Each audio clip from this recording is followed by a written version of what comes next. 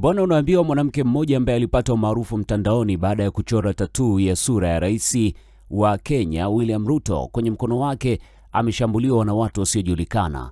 Na jeshi la polisi nchini Kenya limesema uchunguzi wa awali unaonyesha kuwa shambulio la kuchoma moto kwa mwanamke aliyesambaa mitandaoni baada ya kuchora tatuu ya rais wa Kenya pamoja na kauli za kisiasa mwilini mwake huenda imehusishwa na msimamo wa kisiasa.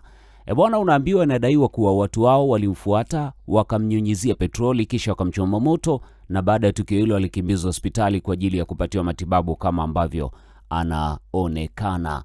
Na tukio limemwacha na majeraha yanayokadiriwa kuwa kufikia 70% ya mwili wake. Na baada ya kupelekwa katika hospitali ya Uzima Uhai kabla ya kuhamishwa kwa ajili ya matibabu maalum, huku uchunguzi wa tukio hilo ukiendelea, basi askari wa polisi wamesema watu waweze kutulia. Na inasemekana mwanamke huyo alivamiwa na watu wasiojulikana katika eneo la Mwiki huko jijini Nairobi. Wewe unazungumziaje kuhusiana na tukio hili? Acha maoni yako tuweze kwenda sawa pia.